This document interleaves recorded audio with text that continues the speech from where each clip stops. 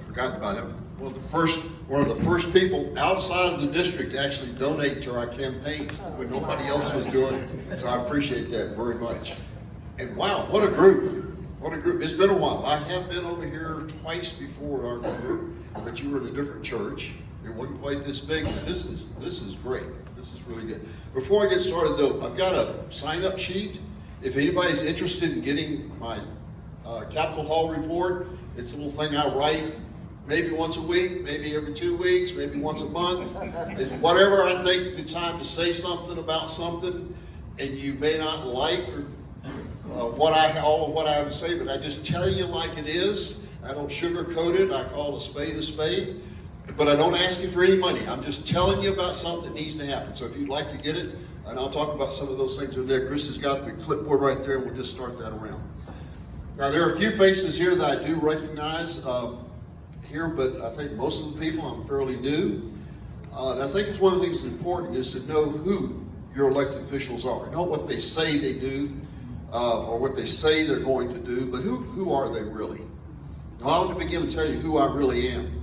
I'm a constitutional conservative with Judeo-Christian values, and I serve my Lord Jesus Christ first and the people of Texas second. That's where I start.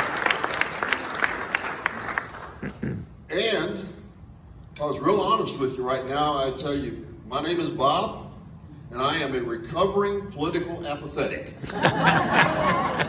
Because I'm like so many people that aren't here tonight, and like some of you who more recently got involved. I spent most of my life having absolutely nothing to do with politics. I didn't think. Matter of fact, I didn't even know states had governments, and if they did, I didn't know what they did, and I didn't care. Now, my wife Kay, she did.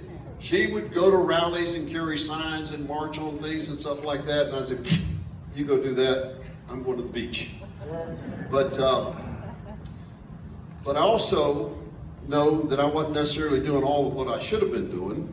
And also along the way, I learned who's really in charge. It's God. Amen. None of you are here by mistake tonight. You think you made a decision to come here.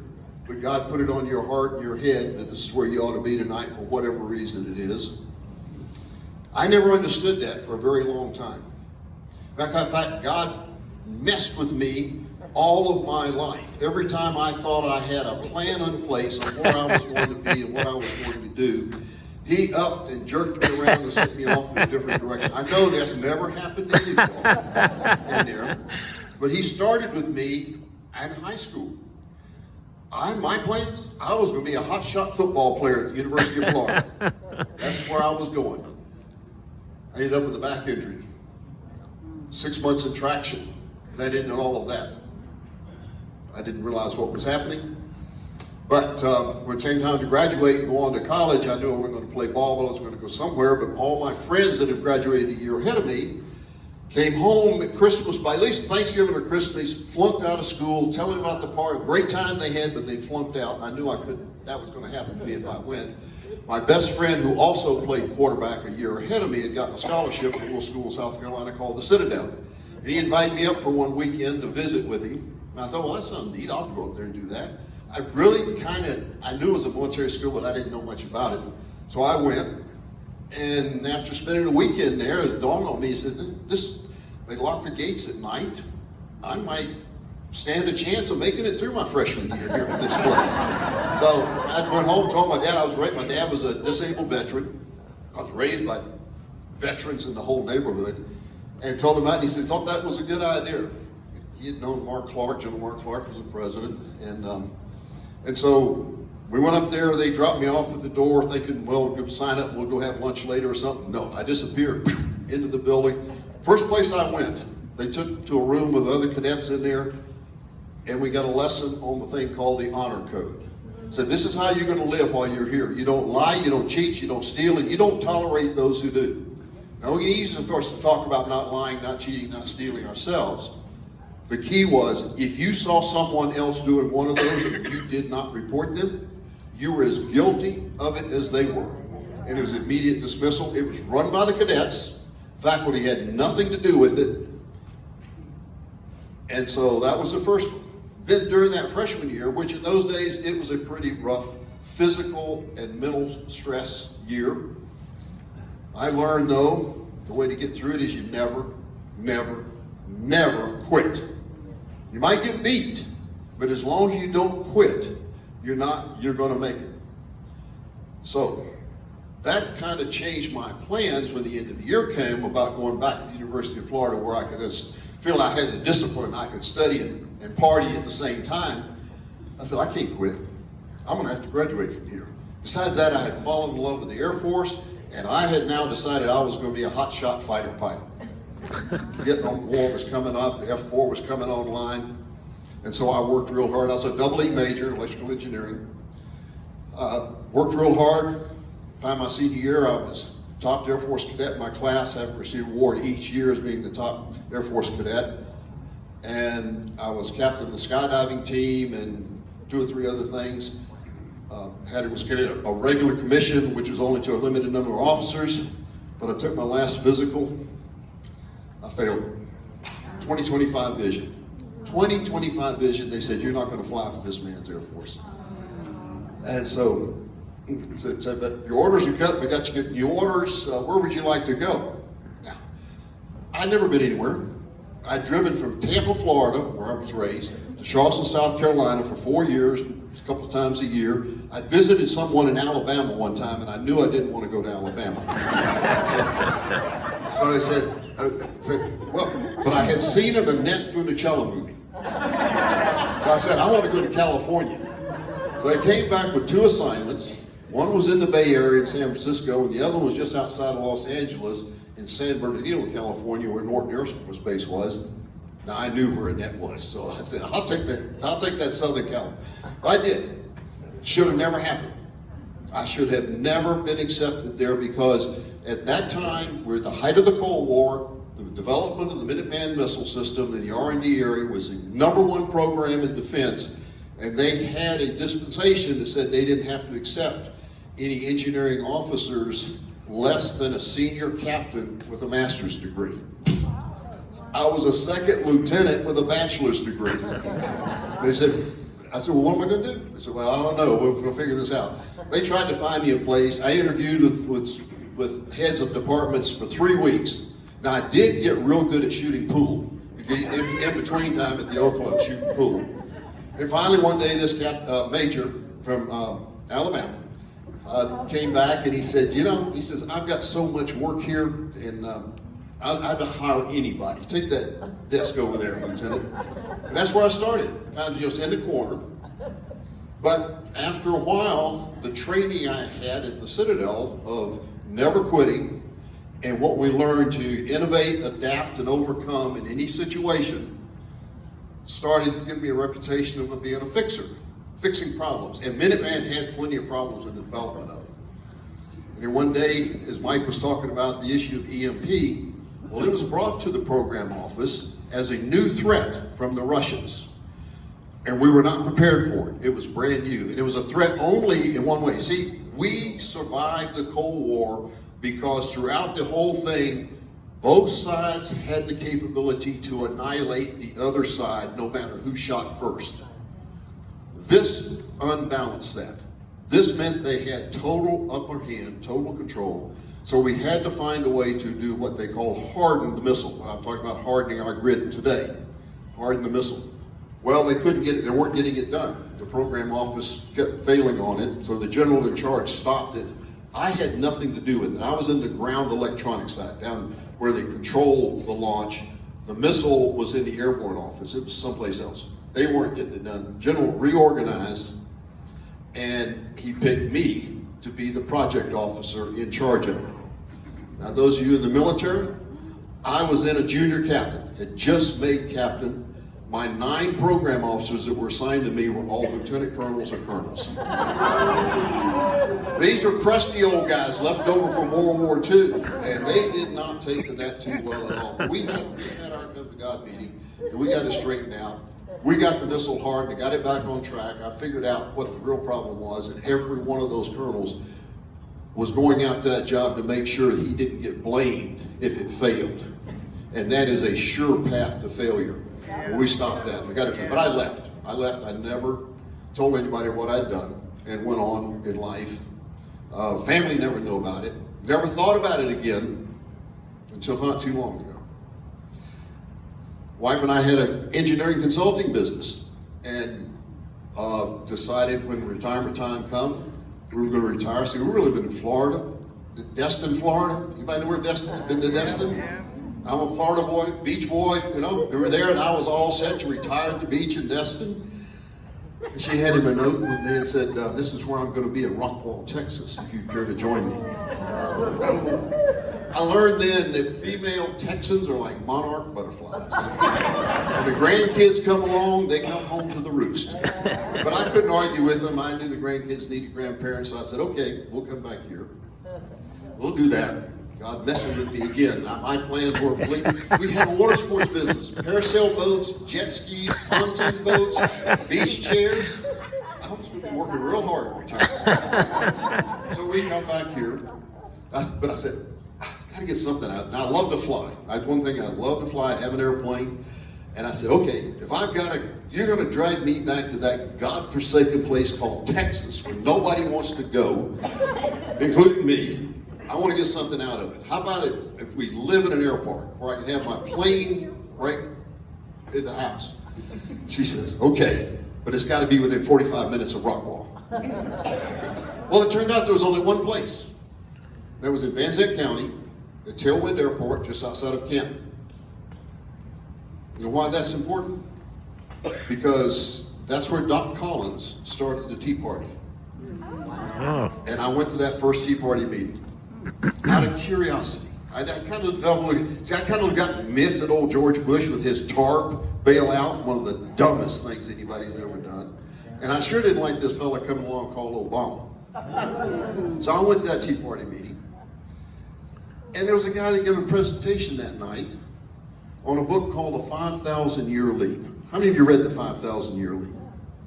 Write it down. Make a note of it. I've read it 3 times now, and I'll read it again. But it's a story about how our founding fathers, you know, this group of old white men, average age 44, 3 of them under the age of 20, got together and did something that never happened in the world before. But they studied previous republics, picked the best parts over 5,000 years. That's how the book got its name. Picked the best parts, blended them with biblical principles, and created this little document about that thick. Turns out to be about the second greatest book ever written, right behind the Bible, in which the people had decided to select a group to kind of run things while they lived in liberty and freedom with individual rights and responsibilities. In an environment where people recognize that rights don't come in a single form, they have a balance to them called responsibility, something most of them have forgotten about these days. But what they did in the first time in the history of the world, deciding we're going to pick who's going to be our leaders, and we're going to do it on a continuing basis. And they gave us term limits when they did it. They're called elections. Elections are not a permanent assignment. They are a temporary assignment. Every one of them has an expiration date. And the idea was you watch what the people are doing that you elect to lead you. And if you don't like what they're doing, you kick them out and get somebody else in there. They don't have the power to put themselves in office. And I thought that was pretty clever in there. So that got me starting to think, gee whiz, this is kind of neat. A couple of months later, I was at another meeting and somebody handed me a book by Tom Brokaw called The Greatest Generation. The Greatest Generation. If you haven't read that, it's a good read. That was about my parents, my neighborhood, about my teachers in school, the folks who lived through the Great Depression, took on the 2 mightiest armies in the world, my coaches for football and basketball and track, the whole neighborhood. It was about them and what they did, and how women came out of the homes and went into the factories and started building planes and bombs and tanks and did things they'd never done before. Boys lied about their ages. 16 to 17-year-olds said, I'm 19, just so they could get into the fight. Had no idea where they were going. They didn't even have cell phones to take with them. Didn't know when they were coming back. But when the war was over We won the two biggest wars the world had ever seen at the same time. And we didn't conquer either one of our enemies. What did we do? We exported American liberty to these countries. And look at them today, how they have flourished with what we gave them in recognizing individual rights, responsibilities, liberty, and freedom. And in those days, we had God in our government, God in our courts, God in our homes, God in our schools. Teen pregnancy was almost unheard of. Drug use, that was smoking a Lucky Strike out behind the barn. Divorce rate was almost unheard of. And then they handed it off to my generation. That was the message I got. That was the country that was given to me. And what did we do? And I see some of my generation sitting here. We took our Bibles out of our schools. We took prayer out of our schools. Teen pregnancy went up. Divorce rate went up. The economy went all over the place. Morals and values started to disappear. The family disintegrated. And look at where we are today. What a mess we have made of it. What happened? God put a guilt trip on me. A big one. So I decided to get involved. He said, you know, I've been pretty good to you. You got a roof over your house, you got a car to drive, you got food on the table, and you got a closet that have more guns and ammo than you hope you'll ever have to use. So what else do you want? It's time for you to get out and do something. So that's how I met Mike. I was out working tea parties. I got tea parties, got them started all over the place. And those first couple of elections, we were real good. We got a whole lot of people elected back then. 23 of them one time, one of the sessions around. Come up on the next election, and our senator from Senate District 2 was ranked the most liberal Republican in Texas. He was a doctor out of Greenville. I spent 2 years trying to find somebody to run against him. Nobody would do it. Time was running out. Kay and I, we would talk, we prayed for a time such as this. If not us, who? Not now, when? If she were here tonight, she'd stand up and say, yeah, I was praying, God, don't let him go do this. No, this tea party's enough. So, but we did. But God had his own plan. Because I got kicked off the ballot the first time, my opponent accused me of something, of not being a proper resident, which wasn't true, but the party allowed him to do it. And so time ran out and I got kicked off the ballot. But God knew what he was doing, because see, I wasn't ready. I really wasn't ready at that time. But he had a plan, because that was redistricting. Did redistricting, and my opponent drew 2 years. So I said, 2 years, we can do this. So we did. We worked at it and ran the next time. And a good friend of mine said, okay, Bob, you and God can do this. You just figure out what you need, and you tell God what you need in people and what you need in money, and he'll take care of that. Don't make that mistake. I tried that. He slapped me upside the head, says, you think you know more about what you need than I do? I said, no, sir. He said, okay.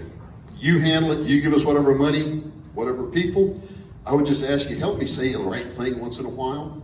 But I do ask you, God, that if I run and I don't win, I don't want to be bitter. And if I win, I don't want to become arrogant. I mean, I'd seen so many people run and then they get mad and they go off and go somewhere.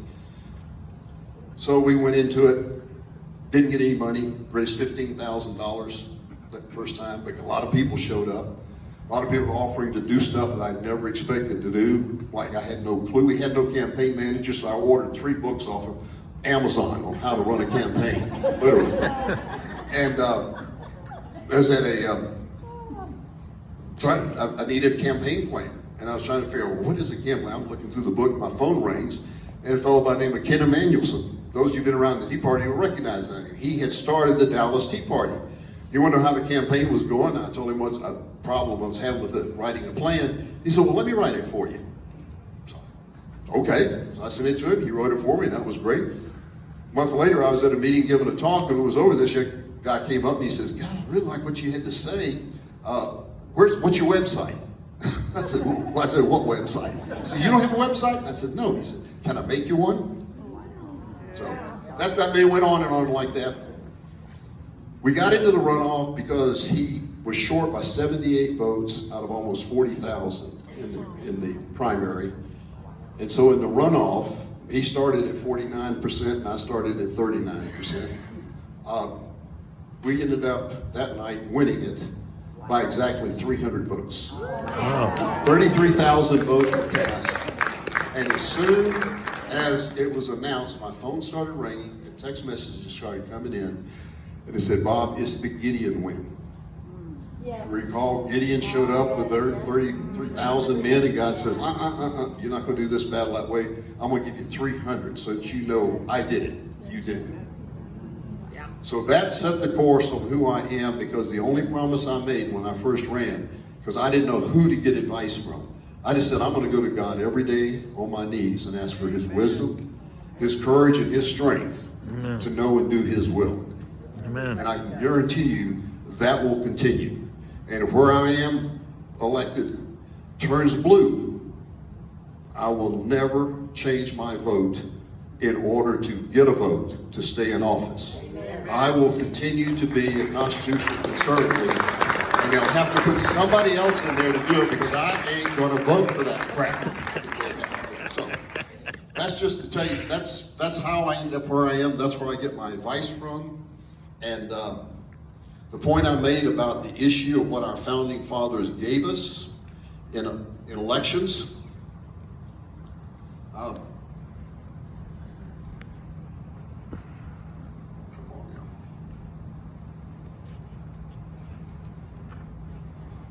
Don't do this to me. All right, we have to do it that way. I'll do it that way. Okay. There's absolutely nothing more important that we do that is more important than elections. Folks, that's how you decide. The folks at the local level, the city, the county, the state, and the nation that pass all these ungodly rules and regulations that you have to live by. Yet we just don't take our elections seriously. 30% turnout and we get excited. Wow. Yeah, I had dinner not too long ago in a group. This young man, big, 5 times this many people in the room. We all just sat randomly. And I ended up sitting next to this young man about Austin's age. He was from Israel. We got to talking. He was telling me about what he did, and he had to leave the next morning to get back because he had a problem. See, he worked for the party over there, and his job was to get out the vote. And he had to get back because he had 3 kibitzes that had let him down in the last election. I said, really, what happened there? He says, the turnout was only 75%. 75%. He said, what? He says, yeah, no, we expect 90. We expect 90. So why shouldn't we? You tell me any other one thing you do that has a bigger impact on your life than elections. But the sad part about it is, how many of you actually think your vote counts? Oh my gosh, I'm going to bust your bubble. Because the answer is that we don't know. We absolutely do not know, cannot know with what we have.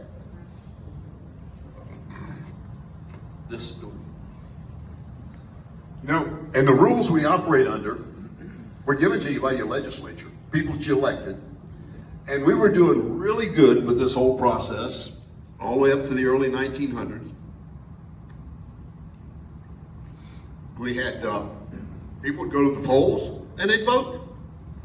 And then we decided sometimes you just can't be there, so we ought to do something so we don't have to hang around for elections. We can go off. So let's bring in absentee voting. Now, as I go through, these are just some of the changes that were made. See if you can see the common denominator. These are some of the major changes. The common denominator as we evolve from people showing up at the polls to vote with paper ballots. We have absentee voting. And then went on, well, about 85 and 86, we formalized the process of mail-in voting. Get it down so that you could actually mail in your vote. You didn't have to show up at the poll. You didn't have to be there. You could mail it in. And then we decided, we need more time. There's just not enough time to vote. We need to have a longer period. So let's bring in early voting. Let's add about 2 weeks out there on it. And for some reason, they decided to put a 3-day gap between that early voting. They treated it as though it was something different. And it is treated differently. It's a whole set of different rules and laws that control early voting versus what's on election day. And then about 2002, the federal government decided, we're going to help you a whole lot. This is a modern age. We got computers out there, and you need to start letting computers vote for you. So we're going to, and to do it, we're going to give you money. And you know there's no official ever elected that's going to turn down free money. They don't care what it buys them, and they don't care what it's going to be used for. If it's coming, they'll take it with the strings attached. So we end up with HOP. And then people, as we move into this age where we have become lazier, decided, you know, I live in my precinct, but I want to be able to vote anywhere in the county. Because I get my hair done on the other side of the county. I want to vote when I get my hair done. I play golf over on this side, so let me do it while I'm playing golf or tennis. Never think that you live in your precinct. Many of your kids go to school in the precinct. You shop in your precinct. You gas your car in the precinct. You eat in the precinct. But you want to be able to wander all over the county and vote sometime during there, whatever you feel like doing in there. So, what do you see as a common denominator of those changes? Convenience. Kept making changes for convenience. And you know what you have to give up as you make things more convenient? Security. We have continuously sacrificed security for convenience with each one of these changes. It doesn't matter whether and you won't hear me talk about fraud much tonight. This is not about fraud. This is about the problem we have of not knowing. But it doesn't matter whether it's fraud or error.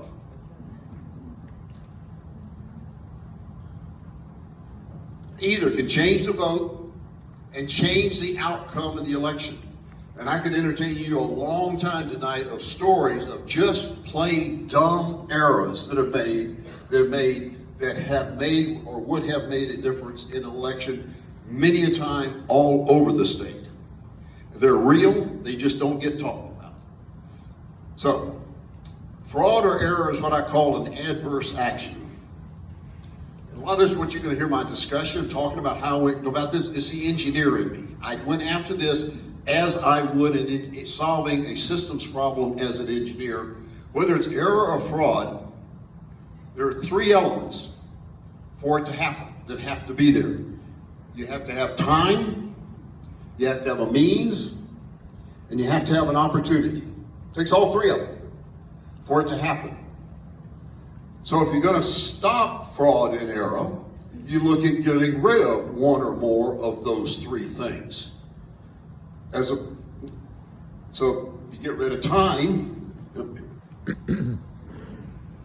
then it means and opportunity are just going to disappear. Because if you don't have the time, it doesn't matter if you have the means, or if there's an opportunity, there's no time to go with it, and vice versa. If you just shrink the time, it makes the means less effective and a smaller opportunity. So you can have an impact on it. So let's talk about what we actually know. Because I've been studying this for quite a while. And I wrote a paper a while back, and I'll talk about it again a little bit, called The Black Box. And I came to the conclusion that from the time I thought we didn't know much of anything, I boiled it down and said, well, we do know. We actually do know three things about our elections. We know that some number of voters showed up and voted. Some number. We have no idea actually how many showed up to vote. We know the election period began and it ended. It started and it was over with. And we know that the government told us who won. That is all we know about it. I've been elected 3 times now. I could not go gather up the evidence to take into a courtroom to present to a judge and a jury that would prove my election was the will of the people. It doesn't exist today. It didn't exist last month. It didn't exist the week after I got elected the first time. It's a black box that has no transparency, and you cannot prove it. This is about the paper I wrote. If you go to my website, senatorbobhall.com, on Capitol Hall reports. There's one in there called the black box. And I talk about it in detail, and it's what got me started in working on a solution. I got tired of listening to problems being talked about and nitpicking fixes around the edges of the said thing. And I came to the clear conclusion that we needed to take a clean sheet approach with some relatively simple changes to the process we have as a systems change. Our elections are extremely complicated. Right. We have early voting, election day, and mail-in ballots. Each one of those has its own set of code. That's law. Passed by the legislature at different times, changed differently, conflict with each other, inconsistent with each other, and cause situations where the Secretary of State has for years solved it by issuing waivers that cause people to not comply with the law or allow them to. The system has absolutely no transparency to it. It is a total black box, period. No transparency, and there is no accountability. There is no way to account for your vote from the time you cast it, however you do it today, till it rolls through the precinct, to the county, through central counting, to the Secretary of State. It changes form and shape and transmission techniques and so on, and there's no accountability along the line of the receiver having any confidence that they received what was sent to them, and the sender has, most cases, no knowledge of whether what was received was actually sent to them, and nobody seems to care. Our votes, they're unverifiable. They change hands multiple times. Those little electrons go from that machine in their place where you vote through the county, it's up to the state and so on, all traveling along the airwaves, and they have no idea whether they're ones or zeros as they go along the way because nobody's even watching them. And the accuracy, it's not that the accuracy is unknown. The accuracy is unknowable. It is not possible to know the accuracy of our elections as we hold them today. Current elections, we sacrifice security. We have 3 separate, different voting processes: early voting, election day, mail-in ballot. They're all different. We use highly vulnerable electronic machines. I'll talk about that more in a little bit right now. I'm an electrical engineer. I understand machines, and I will tell you it's not possible to build an electronic machine that is software programmable that is not vulnerable. Not even the CIA and NSA has been able to do it. And believe me, they work real hard at it. And the scourge of the process are these electronic poll books. Parker, you got countywide voting in Parker County? Yeah. Electronic poll books. Yeah. Do you know they're connected to the internet all the time? Yeah. All the time they're connected. And the law says you cannot have election equipment connected to the internet. But the state has decided to say it's not election equipment because it's not where you cast your vote. Folks, we fool ourselves by coming up with answers to fix the situation rather than fixing the problem. And that has to change. And countywide voting. I can't say enough bad things about one of the dumbest things we've ever done for the laziest of people is to have countywide voting. Good grief. Next thing you want is have countywide housing, I guess, where you can go sleep in any house you want to. How would you like to do that? Don't answer that question. And we have no meaningful vote verification. From the time that vote leaves your hand until it arrives in the Secretary of State's office, it goes through changes at the precinct, at the county, central county, Secretary of State's office. Nobody ever checks to see if anything changed as it gets passed along. Oh, every now and then somebody will check on something, but it's not part of the process of verification. And we're going to talk about that more. And another big thing is, and this is where I start throwing some blame out here, we don't have any meaningful poll watcher transparency But worse than that, we don't have any meaningful poll watching because we can't get anybody to give up a little bit of time to learn what they ought to be doing, so when they go and be a poll watcher, they actually know what to look for. Most of our poll watchers end up there because somebody in the GOP or the group browbeat them the week before, said, we got to have somebody down there. I don't know what to do. Don't worry about it. Just go down there and they'll think you do, so they won't do something wrong. Folks, we've got to change that. We've got to get more involved. What we need, just a few simple changes that are designed to restore security. Put security ahead of convenience. Now, I didn't think up the things that I'm talking about, the problems we have. These were all given to me. You know, I went for a period of time where people, as they knew I was interested, they would come to me. And I said, Bob, you're not going to believe what happened at the poll last week. And they'll tell me their story about some gosh awful thing. And then I would ask them a rhetorical question. I knew the answer. I said, okay, where's the evidence? Well, I don't have it. Well, I knew that. We can't take photos. We can't take videos. We can't get recordings. Someplace you won't even let you take notes. I knew that was a problem. And we had it all along. Nobody could come in and say, look at this. And so, but then God stepped in. I was in a meeting that I have no idea why I got that meeting. But in the first break that came up, I happened to be sitting next to two attorneys. That's difficult for an engineer. I was sitting next to two attorneys, and they were talking about a case they were working on. And one was telling the other, says, we're not going to get the evidence here that we can get taken to court in time. And the other one says, well, let's just go with the affidavits. And he says, yep, we'll do that. And I said, what are you talking about? What do you mean by an affidavit? He said, it's a sworn statement. He said, it's permissible in a courtroom as evidence. I said, somebody writes and signs a statement, they'll accept that as evidence.